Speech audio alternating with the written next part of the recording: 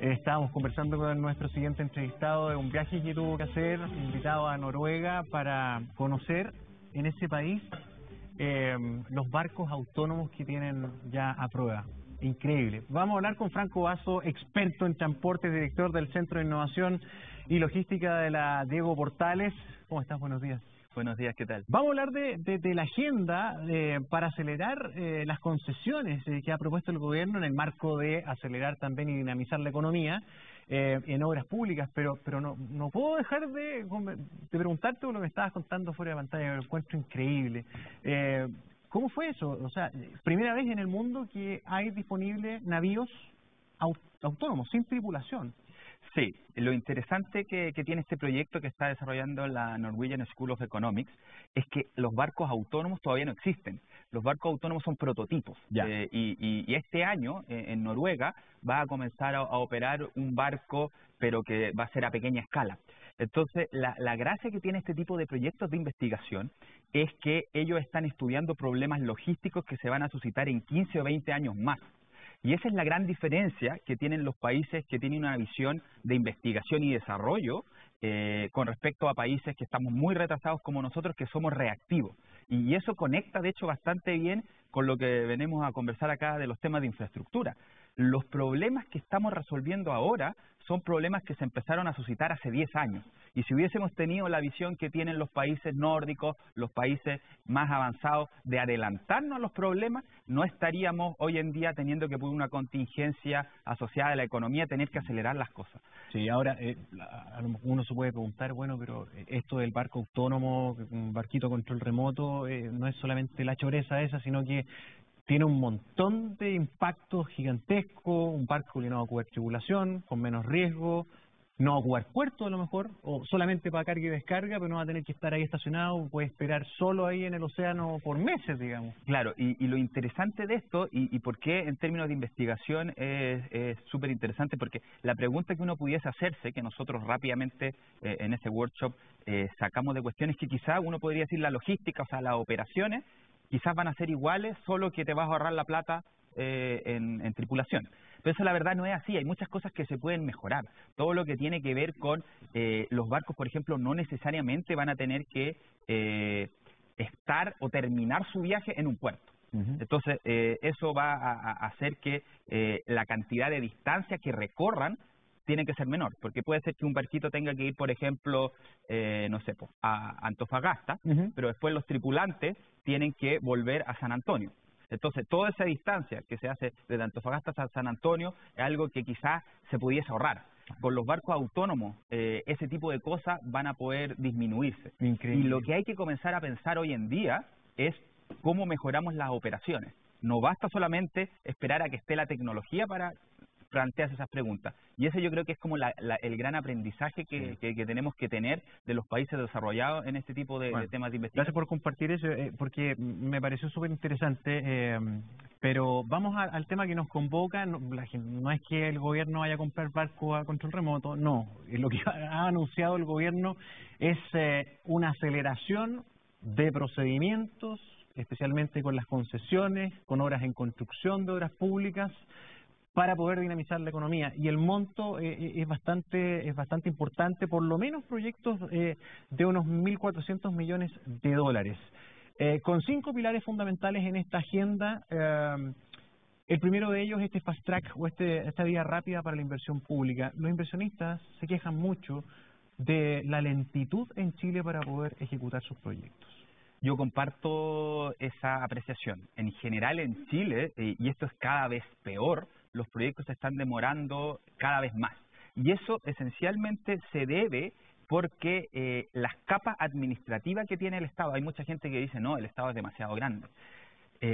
La verdad es que en las capas administrativas, sacando todo lo que tiene que ver con burocracia, o sea, gente experta que sabe analizar proyectos de ingeniería, que sabe analizar presupuestos, esas capas técnicas son insuficientes, tanto en el Ministerio de Transporte como en el Ministerio de Obras Públicas. Y la buena noticia que entregó el ministro Fontena ayer dentro de este plan es que se van a destinar 34 millones de dólares, que es una cifra no menor, en los próximos años, para poder mejorar estos temas administrativos y poder agilizar los proyectos, porque aquí hay que tener claro que no necesariamente lo que fallan acá son proyectos de calidad que sean rentablemente sociables, sino lo que falla acá muchas veces es apurar los proyectos. Y nosotros estamos observando, por ejemplo... Uno de esos 5 ejes del plan es el fortalecimiento técnico de los propios ministerios, de las propias instituciones. Pero antes de cambiarnos de tema, ¿es solamente lo ministerial lo que hay que mejorar?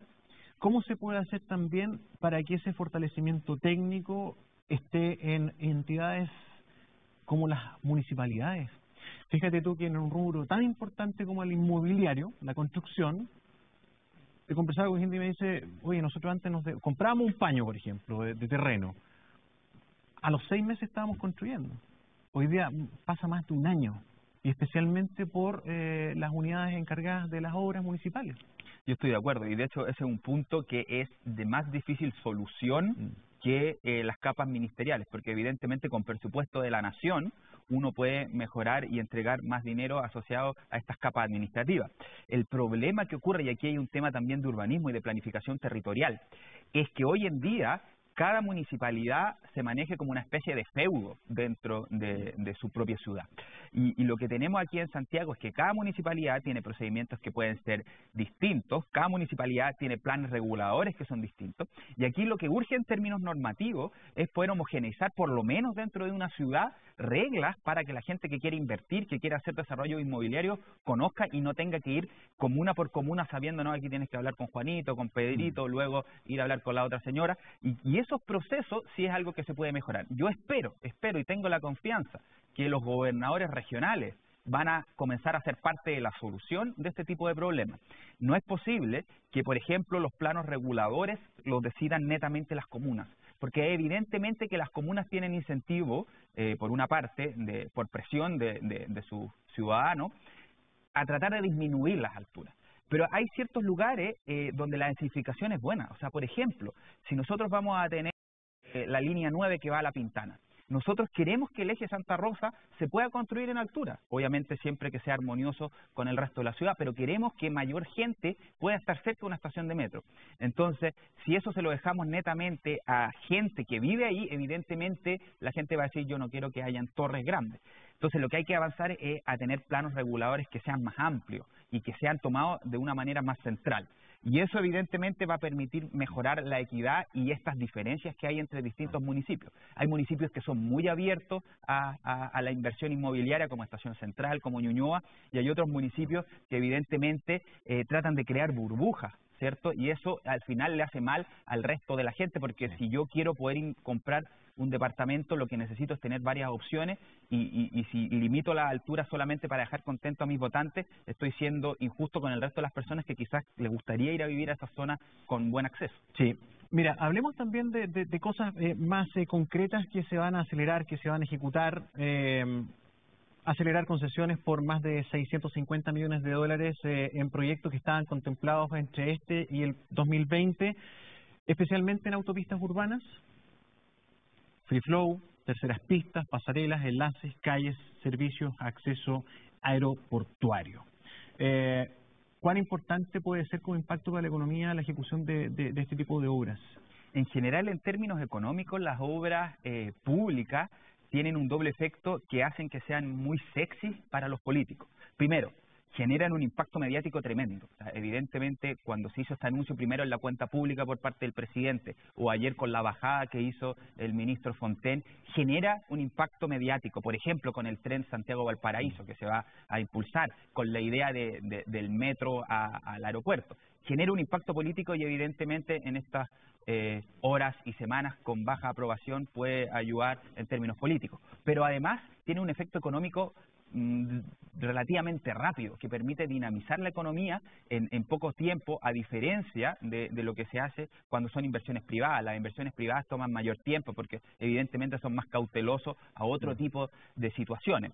Con respecto a los proyectos que se están impulsando, en general son buenas medidas. O sea, por ejemplo, apurar la concesión al tren que va entre Santiago y Valparaíso. Es algo que se viene conversando hace más de 30 años, que efectivamente hoy en día están las demandas. Nosotros observamos que las congestiones que se generan en la Ruta 68 ya no son solamente los fines de semana largos ni los fines de semana, y la autopista del Sol. Ocurren a diario, la Ruta 78, que es la autopista del Sol. Entonces, en ese sentido... Y con 2 proyectos de megapuerto a la vuelta de la esquina. Por supuesto, de hecho, algo que sí es absolutamente necesario, más allá del transporte de pasajeros, es el transporte de carga. El transporte de carga, cuando esté listo el megapuerto y a la velocidad que va creciendo Santiago, va a ser insostenible, más encima con estas 2 pistas, la cantidad de camiones que se van a tener que recibir. Franco, antes de avanzar en otras cosas, detengámonos en la estación del tren. Tomando la expresión que utilizaste hace algún minuto, es sexy para los políticos. Ya, tenemos un gobierno que está experimentando una baja aprobación. El anuncio del tren, también lo dijiste, es una cuestión que se viene diciendo hace 30 años. Y me preocupa a mí lo que ha señalado el presidente de EFE.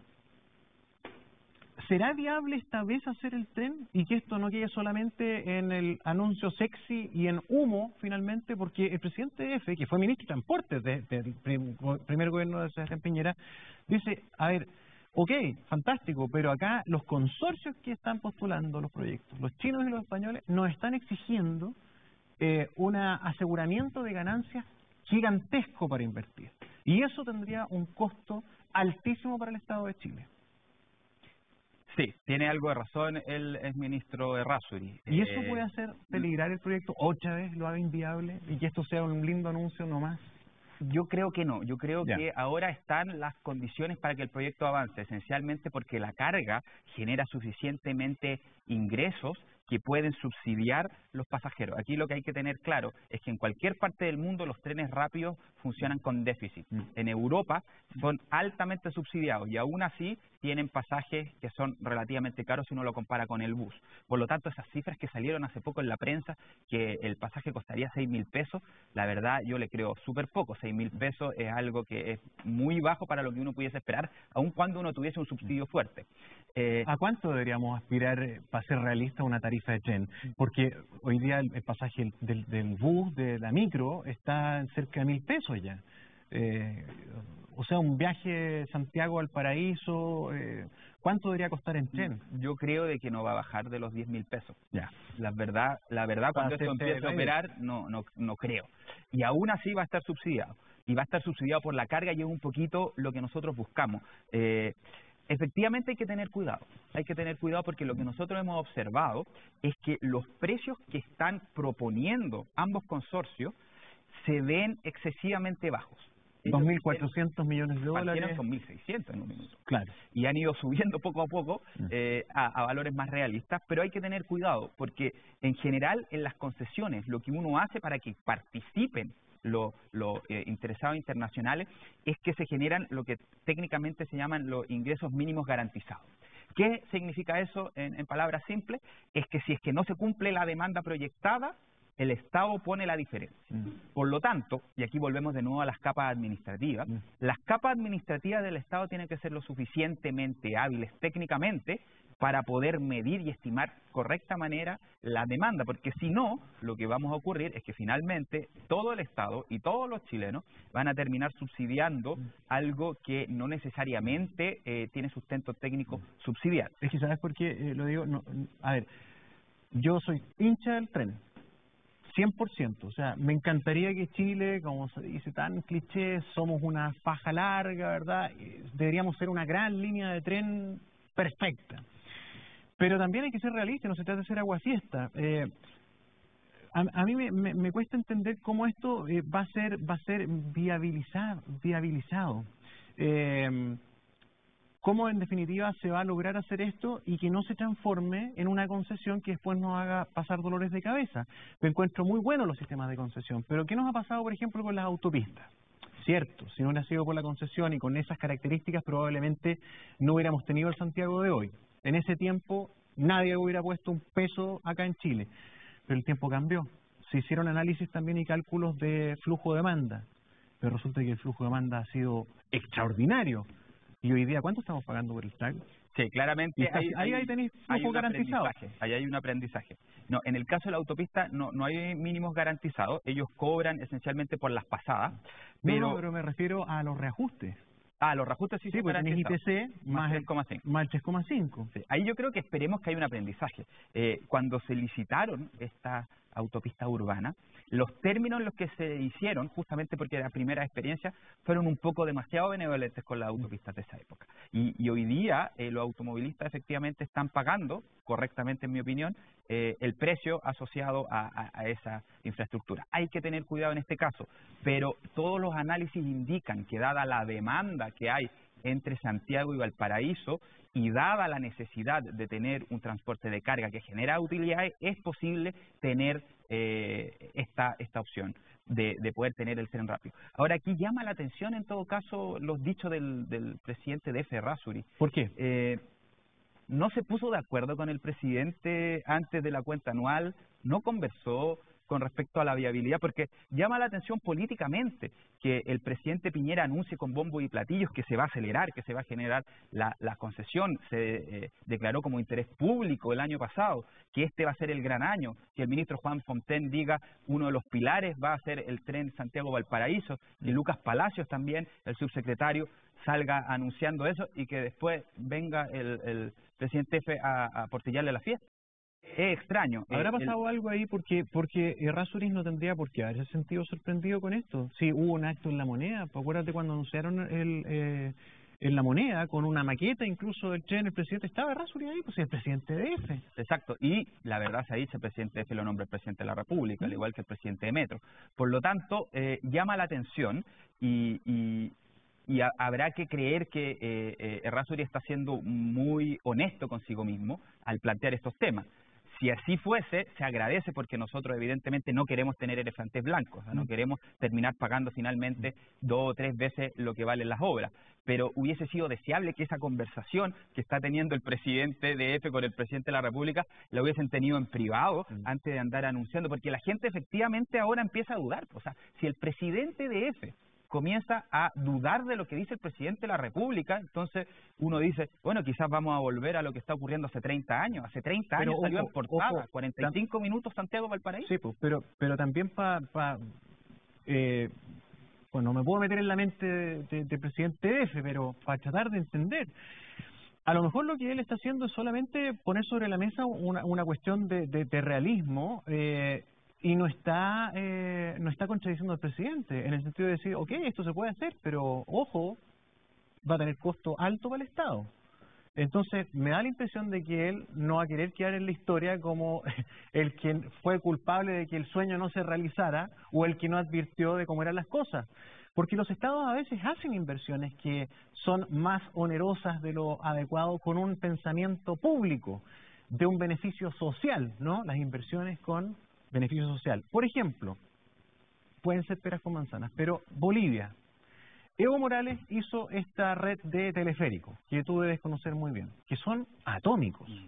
Y es muy exitoso, es un diseño espectacular porque La Paz es una locura, su geografía, y es una red de teleféricos que sortea surca todo el cielo de La Paz, pero no anda nadie arriba del teleférico, porque para ellos es súper caro el pasaje. Entonces allá, claro, los críticos políticamente dicen, acá hubo un arreglo de bigotes, acá que pasó esto, qué sé yo, esto fue populismo, pero también en otro sentido fue un avance extraordinario para una ciudad que dio un salto cuántico en su sistema de transporte.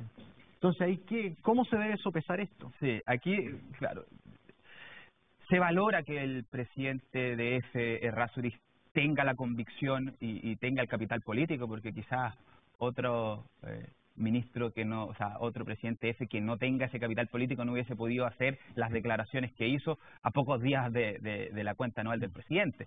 Se agradece que esté poniendo los temas técnicos sobre la mesa, pero lo que yo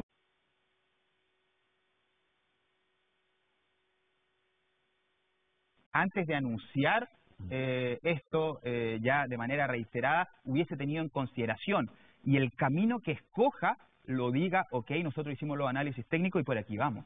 O sea, No puede ser de que el presidente por una parte anuncie, luego llegue el presidente de por otro lado y diga, sabe que hay que tener cuidado. Uno hubiese esperado que antes del anuncio hubiera una coordinación mayor.